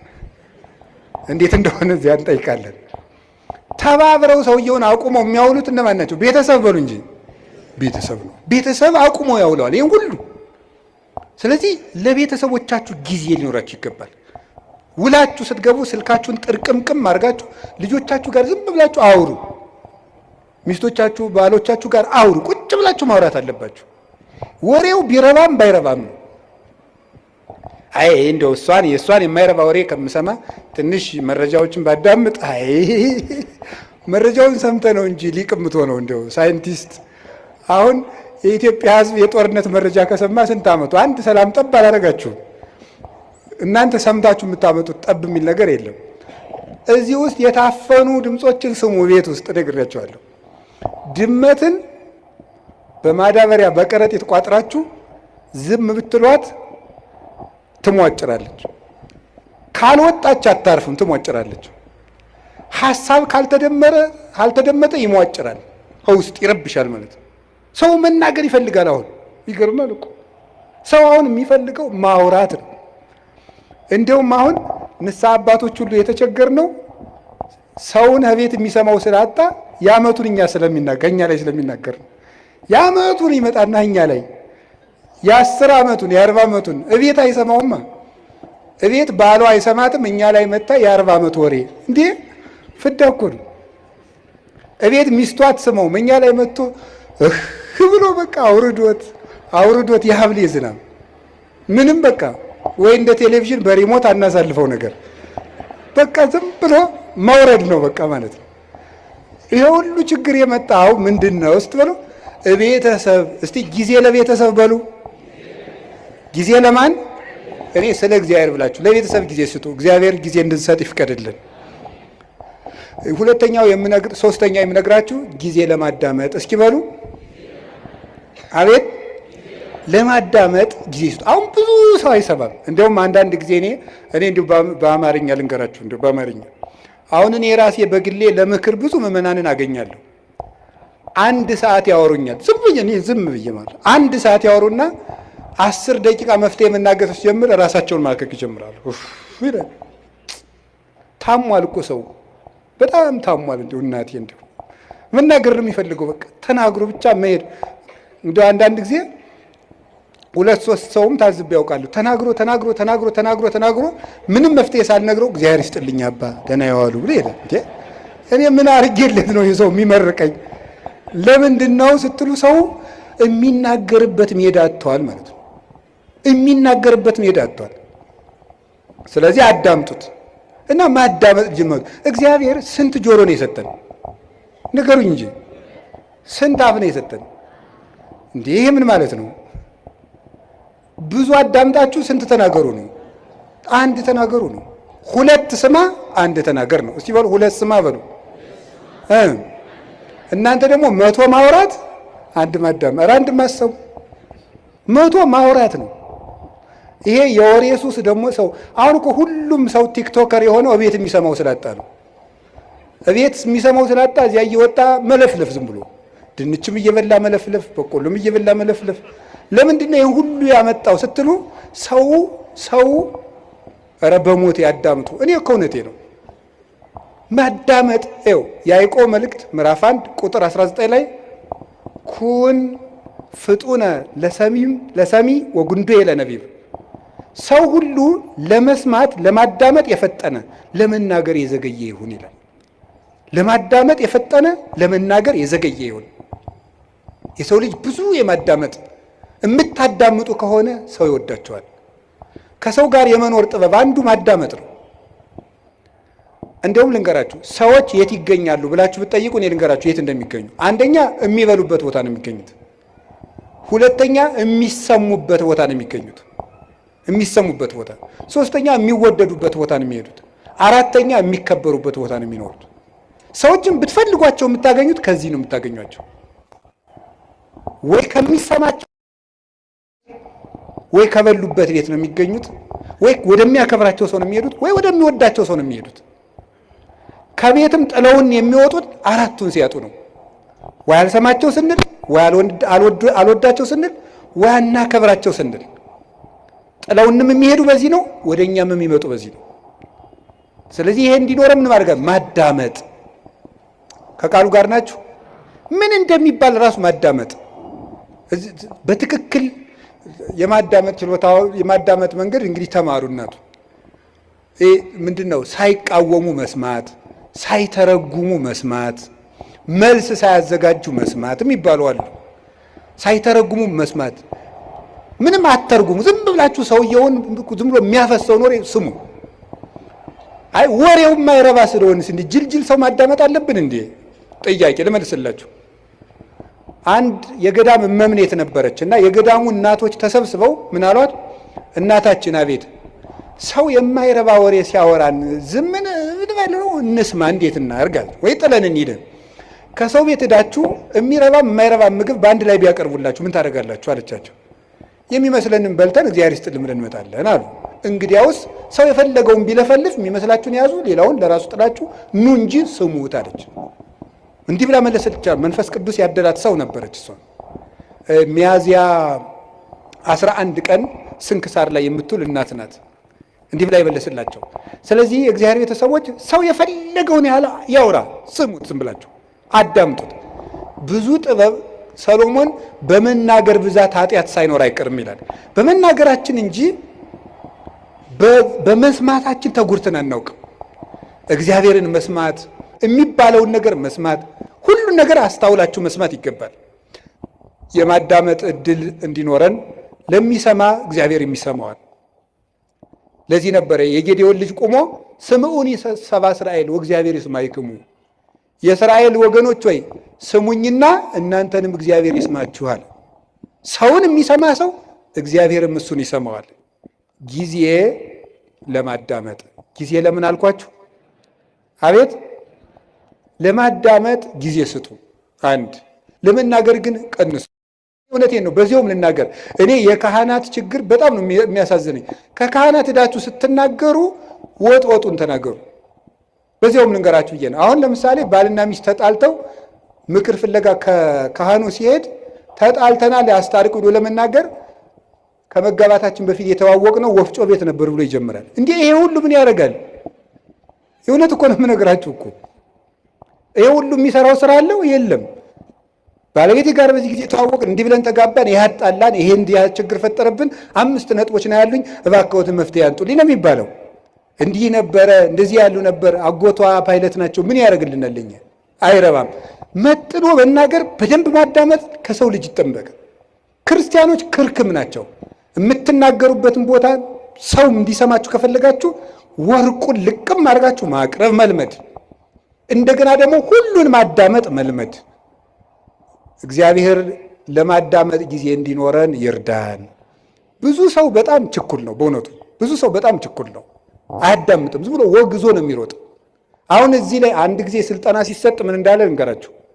ስልጠና እየሰጠን ወሬ እንዴት እንደሚዛባ ለማንገር የመጀመሪያው ቦታ ላይ ለተቀመጠው ሰውዬ አርዮስን የረታው የእስክንድሪያው ሊቅ ቅዱስ አትናቴዎስ ይባላል ብለን በጆሮ ነገር ነው። በል እንግዲህ አንተም በጆሮ ነገር ብለን በጆሮ ሲባል የመጨረሻው ሰው እወድሃለሁ የሚል ወሬ መጣ። ለምንድን ነው ሲባል በትክክል አያዳምጥም ማለት ነው። ወይ ወሬ ሰባሪ አለ፣ ወይ ወሬ ሰራቂ አለ፣ ወይ ደግሞ ወሬ የማያዳምጥ አለ ማለት ነው። እና በትክክል ማዳመጥ በትክክል የሚባለውን ነገር ብዙ ሰዎች ከቤተ ክርስቲያን የሚወጡበት ምክንያት በትክክል አያዳምጡ፣ ልብ ሰጥተው አያዳምጡ። ይህንን ነገራቸው እና የሰውን ወሬ ደግሞ አለመተርጎም፣ አለማጣመም፣ አለመሰንጠቅ፣ ሌላ ትርጓሜ አለመስጠት፣ ከትናንት ጋር አለማያያዝ፣ ከነገ ጋር አለማያያዝ፣ አሁንን መስማት ማዳመጥ መልመድ አለብን። ጊዜ ለማዳመጥ እስኪ በሉ 3 ነጥቦች ነው የቀሩኝ። ጊዜ ለስራ እስኪ በሉ ጊዜ ለስራ በሉ። አቤት ጊዜ ለምን? አሁን የኛ ሀገር ሰው ደግ ነው፣ የኢትዮጵያ ሰው በዚያው ደግሞ ቂመኛ ነው። በጣም ቂመኛና ወግ ሰንጣቂ ነው። ከምንድን ነው የመጣ ብዬ እንደው ዝም ብሎ ሲገርመኝ ዝም ብዬ ቁጭ ብዬ ሳስበው ነው። ጥናት አላረኩበትም፣ ባለሙያም አይደለሁም። ሳስበው ከስራ ፈትነት ነው የሚመጣው። ይሄ ወሬ ሰንጣቂነታችን የሚመጣው ቁጭ ብለን አሃ እንደዚህ ያለኝ እንደዚህ ለማለት ፈልጎ ነው፣ አሃ በቀደም እንደዚህ ያለኝ ለካ እንዲህ ማለቱ ነበር የምንልበት ዋና ምክንያት ስራ ፈት ስለሆነ ነው። ወሬ ስንቀምር የምንውለው የስራ ቀመር ስለሌለን ነው። ስለዚህ መስራት መልመድ አለብን ነው። እንዳንሰራ አገሪቱ የስራ እድል የላትም። የእናንተ ጥያቄ ወንድሜ አንተ አልገባህም። ካባን ለብሰ ለፍልፈህ ትሮጣለህ። እኛ ስራ አጥተን ያለን ነው አይደል? ነው መልሱ ነው። እኔም ደግሞ መልሳለሁ። ሌላው ቢቀር አታነቡም ወይ ነው። እማታነቡሽ ስራ የለም፣ አልተቀጠራችሁም፣ ንግዱም ሙቷል አላችሁ። ምንም ማለት ለምን አታነቡ? አንድ ሊቀ ጳጳስ አንዱን ሰው አገኙትና ልጄ ለምንድን ነው የማትማር አሉት። አይ ምን እየበላው ልማር አላቸው። ስትደነቁር ምን እየበላህ ደነቆርክ አሉት። እንዲሁ እኮ ይገርማል እኮ። ለምን አታነቡም? ቁጭ ብላችሁ ዝም ብሎ ወሬ ስትጠቀጥቁ ከምትሉ ቁጭ ብላችሁ እስኪ አንብቡ። እውነቴን እኮ ነው የምነግራችሁ። ተግባር እኮ የሐሳብ ልጅ ነው። ሐሳብ ደግሞ የሚገኘው ይኸውላችሁ፣ እንጨት ሳትሰበስቡ እሳት ማንደድ ትችላላችሁ? ይቻላል? አይቻልም። ሐሳብ ሳይኖርህ ተግባር የት ታመጣለህ? እቅድ የት ታመጣለህ? ስራ የት ታመጣለህ? ከሰው ጋር የመኖር ስልት የት ታመጣለህ? ተግባቦት እንዴ! ልንገራችሁ፣ እኔ ባለፈው አንድ ቦታ ሄጄ ውጭ ሀገር ሄጄ አንድ ቦታ ለጉባኤ ነው የሄድኩት። ዱባይ ስደርስ ኤርፖርቱን አላውቀውም። ያው ኤርፖርቱን አላውቀውም እና ሰዎቹ ዊልቸር ቡክ አድርገውልኝ ነበር። ያው እንደ ዕቃ እየገፉ አቅጣጫ እንዲያሳዩኝ ማለት ነው። እና እዛ ሲሄድ ዝም ብዬ ብዙ እንግሊዘኛ አልችልም፣ ጉድ አፍተርኑን ምናምን እችላለሁ። እና እዛ ዱባይ ኤርፖርት ውስጥ ያገኘሁትን ሰውዬ በጣም ነው የማመሰግን፣ ረዳኸኝ እንደዚህ እና እኔ ብዙ ጊዜ አቅጣጫ የማወቅ ችግር አለብኝ አልኩት። እንዲያው ሳስበው ግን ኋላ ጉራ ነው እንዲህ አልኩት። አቅጣጫ የማወቅ ችግር አለብኝ ስለው ምን አለኝ? አይ መግባባት ከቻልክ ችግር የለውም አለኝ። እና በህሊኔ ይዤው ቀርቼ ነው መግባባት ከቻልክ አቅጣጫ አይጠፋም ብሎኝ ነው። እስኪ በሉት ይሄን ቃል መግባባት ከቻልክ አቅጣጫ አይጠፋም ነው። ስለዚህ መግባባት ከቻላችሁ የኑሮ አቅጣጫ አይጠፋም። እንዳትግባቡ ግን አትማሩ። ዝም ብለህ ንግግራችሁ ወልዳፋ ምናምን እንዲህ ትህትና እኮ ያስፈልገዋል። አነጋገር ካነጋገር ይፈረዳል፣ ካያያዝ ይቀደዳል። ከሰው ጋር እኮ ተግባብተን ለመኖር ራሱ መማር አለብን፣ ማንበብ አለብን። ጊዜ ለስራ እግዚአብሔር 6 ቀን ሰራ፣ 1 ቀን አረፈ። እስኪ በሉ እግዚአብሔር በሉ እስኪ ስንት ቀን አረፈ? ያችም እሱ አርፎ ሳይሆን ለእኛ ብዙ ሰርታችሁ ጥቂት ረፉ ለማለት ነው። መንፈሳዊ ፍቻ አለው። 6 ቀን የተባሉ 6ቱን ቃላተ ወንጌል ፈጽማችሁ 7ኛው መንግሥተ ሰማያት ፍጹም ተወርሳላችሁ። አንድም 6000 ዘመን ሲፈጸም ፍጹም እረፍት ክርስቶስ ይመጣል ነው ሐሳቡ። ግን በቁሙ ግን ስራ መስራት አለባቸው። ጊዜ ለስራ በሉ። የተቀጠርኩበት ካምፓኒ የለም ካላችሁኝ፣ ማንበብም ስራ ነው። ማንበብ ስራ ነው። ማሰብም ስራ ነው። መራመድም ስራ ነው። እንዴ መጽሐፈ መነኮሳት እኮ ይላል እየሰገድክ ራሱ ዝሙት ካልጠፋልህ ተንቀሳቀስ ይላል። ተንቀሳቀስ፣ ቁጭ አትበል ከቤት ይላል። ተራመድ ብሎ ይነገራል። መራመድ፣ ስራ መስራት፣ መንቀሳቀስ። እንደ በቃ ካቃታችሁ ደግሞ ሩጡ። ራሱ እንዲህ እውነቴን እኮ ነው የምነግራችሁ። ብቻ ገደል እንዳገቡ ናችሁ። ሩጡ፣ ብትሮጡ ይሻላል ቁጭ ብላችሁ መከራችሁን ከምታዩ ማለት ነው። እንዲያው ይባላል ይላሉ እኮ አባቶቻችን። እንደው ዘመን አድርገን ስናገረው ስራ የፈታ አይምሮ የሰይጣን ቤተ ሙከራ ነው ይባላል። ሰይጣን ኃጢአቶችን ቴስት የሚያደርግበት ስራ ፈቱ ላይ ነው እየወሰደ። እንዲያውም ከሚሰራው ሰውዬ እያፈረ የሚመጣው ሰይጣን ሁሉ ወደዚያ ሰውዬ ነው እየሰበሰበ እና የሚሰራውን ሰውዬ የሚፈትነውን ሰይጣን የስራ ፈቱ ሰይጣን እስኪ ዞር ዞር ብዬ ልምጣ ብሎ ቀስቀስ ብሎ እንዲያው ሲሄድ ከስራ የሚሰራው ሰውዬ ጋር የሚታገለውን ሲያገኝ ረዚያ አትልፋ የኔ ስራ ፈታለ ና እንሂድ ብሎ እንደ ድግስ ወደዚያ ዞት የሚሄድ ነው የሚመስለኝ ነው። እሺ እና የምሬንም ነግራችሁ መጽሐፈ መነኮሳት በእርግጥ ምን ይላል? ከትጉሁ ባይታዊ ጋር የሚታገለውን ሰይጣን እንቅልፋሙ ላይ የነበረው ሰይጣን ይሄድና ናይን የሰነፍ አለ ብሎ ዞት ይመጣል ይላል። እዚህ ጋር አትልፋ ይለዋል። ያኛው ሌሊት እየጸለየ ቅንድቡን ሲለው ለዚያ እኮ ነው ይውላችሁ ከሚጸልየው ሰውዬ የተሸነፈው ሰይጣን ሁሉ እናንተ ላይ ነው እየመጣ ድብትም ያደርጋችሁ ጫንም ያደርጋችሁ ማለት ነው። ስለዚህ እንደዚያ እንዳያደርጋችሁ ጊዜ ለስራ። እውነቴን ልንገራችሁ የኢትዮጵያ ኦርቶዶክስ ተዋሕዶ ቤተክርስቲያን ሆና እንድትቀጥል ከሆነላችሁ ስሩ። ካልሰራን ቤተክርስቲያናችንን በታምር ማስቀጠል አንችልም። ብድግ ብለን ዝም ብለን የኢትዮጵያ ቤተክርስቲያን አትበጠስም በፉከራ ነው እንዴ? አጠፋም። እነ ግሸን እያሉ እነ አክሱም እያሉ እነ ላሊበላ እያሉ እነ ደብረ ሊባኖስ እያሉ ረተው እነ ቅዱስ ቶማስ ራሱ የሰራቸው የህንድ ቤተክርስቲያን ጌታችን ኢየሱስ ክርስቶስ አካሉን በእጁ የዳሰሰው ጌታዬ አምላኬ ብሎ የጠራው ድንግል ማርያም ስታርግ መንገድ ላይ ያገኛት ቶማስ የሰራቸው 8 ቤተክርስቲያኖች ያሉባት ህንድ እኮ 5ቱ በሌላ እጅ ሆነው ዛሬ 3ቱ ብቻ ነው የቀሩት። ታምር ያለው ቤተክርስቲያን ታምር ያላት ሀገር ናት ኢትዮጵያ፣ እግዚአብሔር ሀገር ናት እያሉ በመፈከር አይደለም፣ ስራ መስራት አለብን። ክርስቲያኖች ስራ በቃ ትኩርኩር ብላችሁ ሳትንቁ ስሩ። ከጠፋ አንብቡ። ማንበባችሁ ደግሞ ስራ እንዴት እንደምትሰሩ ያሳያችኋል። ጊዜ ለስራ። እስኪ ጊዜ ለስራ በሉ ንገሩኝ እንጂ እግዚአብሔር ይስጥልኝ። ሌላው ደግሞ ጊዜ ለምን ድገሙ። አቤት ጊዜ ለምን? ጊዜ ለመዳን። እስቲ ጊዜ ለመዳን በሉ። ለምንድን ነው ዛሬ ጊዜ ለምን የሚለውን ርዕስ የመረጥከው ብትሉኝ፣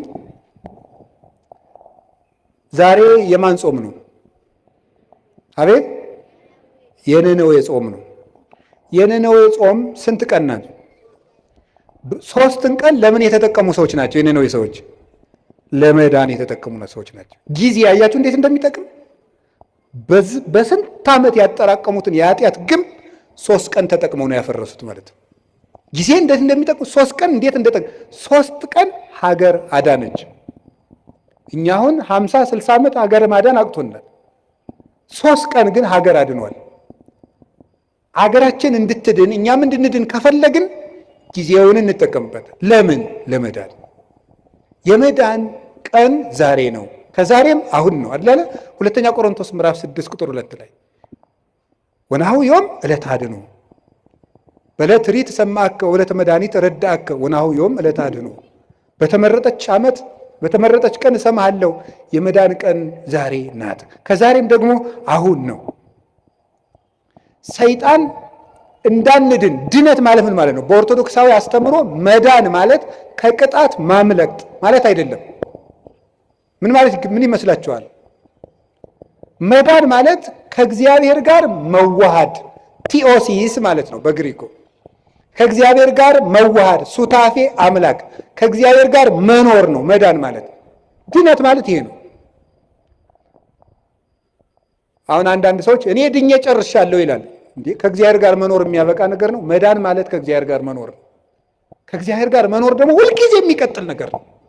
እግዚአብሔርን የሆነ እንደ ዕቃ የሆነ ተቀብለ ነው በቃ ምን እንለዋለን? ሁልጊዜ አብረነው ምን ኖረው ነው። ከእግዚአብሔር ጋር መኖርን ጧትም ማታም ለመዳን መጠቀም አለብን። ሰይጣን ምን እንደሚያደርግ ልንገራቸው። አንዱ መሰረታዊ የሰይጣን ተንኮል ጊዜ ከሰጠን ነገ ስለዚህ ልነግራችሁ እችላለሁ። አንዱ የሰይጣን መሰረታዊ ተንኮል እንድንዘገይ ማድረግ ነው። እንድንዘገይ ለምሳሌ ከመታረቅ እንድንዘገይ ያደርገናል። ሳምንት እንታረቃለን፣ የዛሬ ወር እንታረቃለን እንዳል ቂም ሆኖ ይቀራል ማለት ነው። ማዘጌት። ቁርባን እናቀዳለን፣ እንድንዘገይ ነው የሚያደርገን። ይኸውላችሁ የማቴዎስ ወንጌል ምዕራፍ 25 ላይ እንደተጻፈው መንግስተ ሰማያት 10 ደናግል ትመስላለች ተባለ። ከዛ 5ቱ ጠባበኞች ናቸው፣ 5ቱ ሰነፎች ናቸው። 5ቱ ዘይት ይዘዋል፣ እነዚያ ዘይት አላዙም፣ ተኙ። ሙሽራው መንፈቀ ሌሊት መጣ፣ እነዚያ ግን ዘይት አልነበራቸውም። ሊገዙ ሄዱ። ተመልሰው ሲመጡ ምን ሆኖ ቆያቸው? በሩ ተዘግቶ። የእነዚህ ሰዎች ከፍተኛ ችግር ምንድን ነበር? መዘግየት ነበር። መዘግየት ነው በር ያዘጋባቸው። ዘይት የተባለች ፍቅር፣ ልጅነት፣ ትሕትና ናቸው። እነዚህን በጊዜ ያላዘ ሰው በር ከተዘጋ በኋላ ይሮጣል። በሩ ሳይዘጋ ነገ ቆርባለሁ፣ ሳትቆርቡ በሩ ይዘጋል። ክርስቶስ መብረቅ እያብለጨለጨ የሚመጣበትን ጊዜ አይደለም። ለእኛ ምጽአታችን ምናችን ነው? የምንሞትበት ቀን ነው። በሩ ይዘጋል። ሳንቆርብ ይመጣል፣ ሳንታረቅ ይመጣል፣ ሳንጸልይ ይመጣል፣ የቀማነውን ሳንመልስ ይመጣል፣ የበደልነውን ሳንክሰው ይመጣል፣ እንደተዝረከረክን ይመጣል። የእነዚህ ሰዎች የነነዌ ሰዎች ትልቁ ነገራቸው ወዲያው ጊዜን ተጠቅመው መወሰናቸው ነው። እስከ 3 ቀን ድረስ ነነዌ ትገለበጣለች አለ። ወዲያው ትገለበጣለች ሲባል ንጉሱም ከዙፋኑ ወረደ፣ ሕፃናትም ጡት ተው፣ ከብቶችም እንዳይጠቡ ተደረገ። ወዲያው በ3 ቀን እግዚአብሔር ምሕረት ሰጠ። ያን ምሕረት ያገኙት በጊዜው በመወሰናቸው ነው። መታረቅ ካለባችሁ ዛሬ በቃ ከዛሬ በኋላ ይበቃችኋል። መቁረብ ካለባችሁ ካልቆረባችሁ አሁን ለቁርባን መዘጋጀት ነው። ለቁርባን አሁን ነው መወሰን ያለብን፣ መጸለይ ያለብን አሁን። እስቲ ጊዜ ይስጡኝ፣ እስቲ እንዲህ ያለ ይስጡኝ። እስከ መቼ ነው ጊዜ የሚሰጠን? እስመ እግዚአብሔር መፍቀሬ ሰብ ሎቱ ስብሐት ይትዔገስ ኩሎ ጊዜ። በልብ መታሰቡ በቃል መነገሩ ስሙ ከፍ ከፍ ይበልና ሰውን የሚወድ እግዚአብሔር ዘመን አስፍቶ ወራት አብዝቶ ለንስሐ ይሰጣል ይላል ቅዱስ ዮሐንስ እስክንድርያ ሃይማኖተ አበው ምዕራፍ 52 ቁጥር 26 ላይ ሲናገር ወራት አስፍቶ የሰጠን ለንስሐ ነው፣ ለመዳን ነው የሰጠን እንጂ እንጨቃጭቅበት አይደለም። ስለዚህ የእግዚአብሔር ቤተሰቦች እኔ የምነግራችሁ ነገር እውነቴን ነው። እኔ እንግዲህ የምትነግዱት ነግዱ፣ ጊዜ ለዚህ ስጡ፣ ለመዳናችሁ ጊዜ ስጡ። ምንድነው? ምን ስናደርግ ነው? ስናነብ መጽሐፍ ቅዱስ። ምንድነው ስናደርግ ነው? ንስሐ አባታችን ጋር ስንገናኝ፣ ስንጸልይ፣ ከቤተ ክርስቲያን ጋር ያለን ግንኙነት ጥብቅ ሲሆን ጊዜ ለመዳን እንጠቀምበት። እግዚአብሔር የመዳን ጊዜ ሰጥቶናል። ክርስቶስ ከተወለደ ጊዜ ጀምሮ ያለው ጊዜ የመዳን ጊዜ ነው። በመድኃኒት ቀን እየታመምን ያለን ደግሞ እኛ ነን። በመዳን ቀን ሰው ይታመማል። ሐኪም እያለ ይታመማል። ሰላም እየሰለት ሰው ይታወቃል እንዴ? ንግሥተ ሳባ ትትነሳ ወትትፋታ ለዛቲ ትውልድ። የሳባ ንግሥት ተነስታ ይችን ትውልድ ትፋረዳታለች። እስመ መጻት እምጽንፈ ምድር ከመ ትራይ ጥበቦ ለሰሎሞን። የሰሎሞንን ጥበብ ልታይ ከዚህ ከምድር ዳርቻ ከኢትዮጵያ አንስታ ተጉዛለችና ዘአቢም ሰሎሞን ሃሎ ከሰሎሞን የሚበልጥ ጌታ ዛሬ እዚህ አለ ይላል። ሰላም በሌለበት ዘመን ጥረዋል። እኛ ግን ባለበት ዘመን ነው። እንጀራ እያለ ነው እየተራብን ያለው፣ ውሃ እያለን የሚጠማን፣ መድኃኒት ተወልዶልን ነው የምንታመመው። የመዳን ቀን ዛሬ ነው። የመጨረሻ ድነት ለራስ። እስኪ በሉ ድገሙኝ እንጂ ድነት ለማን? ለራስ። እዚህ ላይ የምጠቅሳቸው ጌታችን ኢየሱስ ክርስቶስ ከመጾሙ ከማስተማሩ በፊት ስንት ቀን ጾመ? በሉ ንገሩ እንጂ 4 ቀን። ብዙ ምን ማለት ነው? ከማገልገላችሁ በፊት ለራሳችሁ ጊዜ ይኑራችሁ ለማለት ነው። ዮሐንስ መጥምቅ 6 ወር ከመስበኩ በፊት ስንት ዓመት በረሃ ነበር? 30 ዓመት በረሃ ነበረ። ብዙ ሰዎች ለራሳቸው ጊዜ ሳይኖራቸው ለሰው አገልጋይ ሆነው ይመጣሉ። ለራሱ ጊዜ የሌለው ሰው የሚያገለግለውን ሰው ጨምሮ ይጎዳል እንጂ አይጠቅምም። ቅዱስ ጳውሎስ ጌታችን ኢየሱስ ክርስቶስ ካነጋገረው በኋላ 3 ዓመት በአረብ በረሃ ኑሮ ለራሱ ጊዜ ሰጥቶ አዳምጦ ያስተምር ሄደ። ለራስ ጊዜ። ይሄ ግን ማንን ይኖርን መሰል? እንደውም ይላል ለሌሎች ከሰበኩ በኋላ እኔ የተጣልኩ እንዳሉ ሰውነቴን እጎስመዋለሁ ይላል። ለራሱ ጊዜ ነበረው። ጌታችን ኢየሱስ ክርስቶስ ሲያስተምር ውሎ ማታ ደብረ ዘይት የሚያድረው ሰው እያገለገላችሁ ለራሳችሁ ጊዜ ይኑራችሁ ለማለት ነው። ለራሳችሁ ጊዜ ይኑራችሁ። አባታችን አቡነ ተክለ ሃይማኖት ምድርን ሁሉ ሲያገለግሉ ከኖሩ በኋላ መጨረሻ ላይ የተናገሩት አንድ ቃል ነበረ። መቅረዝ ቢጠፋ ማን ያበራለታል? ጨው አልጫ ቢሆን ማን ያጣፍጠዋል? እኔ ዙሪያ ሀገሩን ሁሉ ጨው አረኩት፣ እኔ ግን አልጫ ሆንኩ ወዮልኝ አሉ። መጨረሻ ላይ ገርል እንዳልቀመሰ ሰው ይላቸዋል። ገርል እንዳልቀመሰ ሰው እንደገና ደግሞ በአንድ እግራቸው ቆመው ክርስቶስን ፍቅሩን እየፈለጉ መጋደል ጀምሮ ይላል። ይሄ ለራስ ጊዜ መስጠት ነው። ይሄ ማንን ይመለከታል? እኔን፣ የቤተ ክርስቲያን ሰዎችን። ከዛ ሰዓት ማንን ይመለከታል? አስተባባሪ። አስተባባሪ ብዙ ጊዜ ለራሱ ጊዜ የለውም። በዚህ ቁጭ በል ምናምን እንደዚህ በል ምናምን እንደዚህ። ይሄ በማህበር የሚደራጅ ሰንበት ተማሪ አይቆጡኝም፣ በጣም ነው የምንዋደደው። ሰንበት ተማሪ ለራሱ ጊዜ ያጣል። በቃ መዝሙር ይዘምራል፣ ሌሊት ያድራል፣ እንዲህ ይላል፣ ከበሮ ይመታል፣ ያስተባብራል። ለራሱ ጊዜ የለው። እዚህ ወጣቶችም ትኖራላችሁ፣ የጥምቀት አንጣፊዎቹ ለራሳችሁ ጊዜ ይኖራል። ለታቦቱ ጊዜ ሰጣችሁ ማታ የሀገራችን ሰው ምን ይላል? ስትፈጭ ውላ አቦካች ባተላ ይላሉ። እንደዚህ ነው ማለት ነው። ስለዚህ ለራስ ጊዜ መቼ ነው የሚኖረን? ሁልጊዜ አስተባባሪ። ግን እንዳሉ ለከብቶች እያጠጣ እሱ ግን ይበሰብሳል ይባላል። ከብቶችን ያጠጣና ያረካቸዋል፣ እሱ ግን እየበሰበሰ ነው የሚሄደው። ስለዚህ ውሃን መሸከም ለመለምለም ከሆነ ጥሩ፣ ለመበስበስ ከሆነ ግን ጥቅም የለውም። ለራሳችን ጊዜ ይኖራል። ጌታ ለሐዋርያት ያላቸው እንዲህ ነበር፣ ለራሳችሁ ተጠንቀቁ፣ ለራሳችሁ እቀቡ ርእሰክሙ ኢታክብዱ ልበክሙ፣ ለራሳችሁ ተጠንቀቁ፣ ልቡናችሁን በመብል በመጠጥ በመቀማጠል አታክብዱት፣ ለራሳችሁ ጊዜ ስጡ ነው ያላቸው። ለራሳችሁ። ቅዱስ ዮሐንስ አፈወርቅ ደግሞ ምንድን ነው የሚለው? አንተ ሰው ከቤትህ በድን እያለ የሰው በድን ልትቀብር ከሰው ልቅሶ አትሄድም። የራስህ ቤት እያፈሰሰ የሰው ቤት ልትከድን አትሄድም። መጀመሪያ የራስህን በድን አውጣና ቅበር። መጀመሪያ የራስህን ቤት ክደን፣ እዛ ሌሎችን ቤት የሚያፈሰው ልትከድን ትሄዳለህ ይላል። ስለዚህ ለራሳችን ጊዜ እንዲኖረን ያስፈልጋል። ይሄ ዓለም ልንገራችሁ፣ እውነቴን ነው የምነግራችሁ የእግዚአብሔር ቤተሰቦች፣ እየገባችሁ እንደሆነም እንዳልሆነም አላውቅም። ወይ በጊዜም ይገባችኋል። ጨርሻለሁ፣ መጨረሻዬ ነው። አሁን የምንኖርበት ዓለም የ21ኛው ክፍለ ዘመን ወደፊትም የሚመጣው ዓለም ምንድን ነው የሚያደርገን ካላችሁኝ፣ ለራሳችን ጊዜ እንዳይኖረን ነው የሚያደርገን። ጊዜ እንዳይኖራችሁ ያደርጋል። ሌላው ቀርቶ እየተሳሳታችሁ እንደሆነ እንዳይገባችሁ ጭምር ነው የሚያደርገው። የምታስቡበትን ጊዜ ነው የሚያሳጣችሁ። እንዲሁ መቼ ነው የምታስቡት? ለመሆኑ ታስባላችሁ? ልንገራችሁ አንድ ነገር ማለት ነው። እንዲሁም አነብላችሁ ነበረ። እኔ ያው እንደናንተ ስልክ እጠቀማለሁ። ይሄ ሰፊ ስልክ መጽሐፍም አለው ስልኬ። እና አንድ ሰው ምን አለኝ፣ ኤአይ የሚባል መታልና ይጠቅመዎታል አንዳንድ ጥያቄ ቢጠይቁት አለኝ። እሺ ብዬ የሆነ ቀን የሆነ ጥያቄ ጠየቅኩትና ማብራሪያ ሰጠኝ አለ። ያ የሰጠውን ማብራሪያ ኮፒ ፔስት አድርጌ ኖትቡክ ላይ ገለበጥኩና ተመልሼ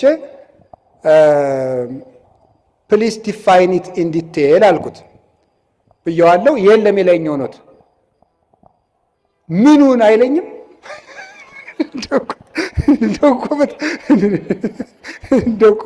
በጣም ነገረመኝ እኔ ማለት ነው። እውነቴን ነው። እግዚአብሔር በሚያውቀው ስልኬ ላይ አንስቼ አስቀምጨዋለሁ። እንደዚህ ያለውን ነገ ካገኘሁት አነብላችኋለሁ።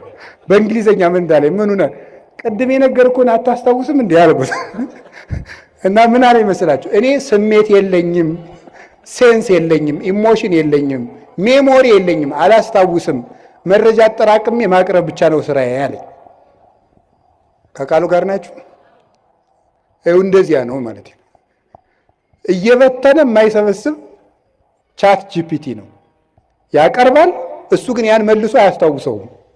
እንደዚያ ናችሁ እናንተ። በቃ ትበትናለህ፣ የምትሰበስበው ግን የለም። ቀኑን ሙሉ ሌቱን ሙሉ በትናችሁ መጨረሻ ላይ ግን ዘወር ስትሉ እጃችሁ ላይ ምንም ጠብ ያለ የህይወት ጠብታ የለም።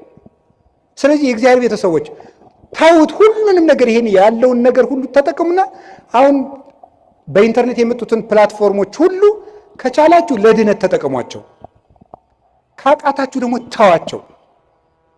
አንዳንድ ጊዜ ሰይጣንም ያታልላችኋል። ምን እያደረገ አይ በቃ እንዴ መረጃ እኮ ጥሩ ነው ይላል። ወይ ጉድ!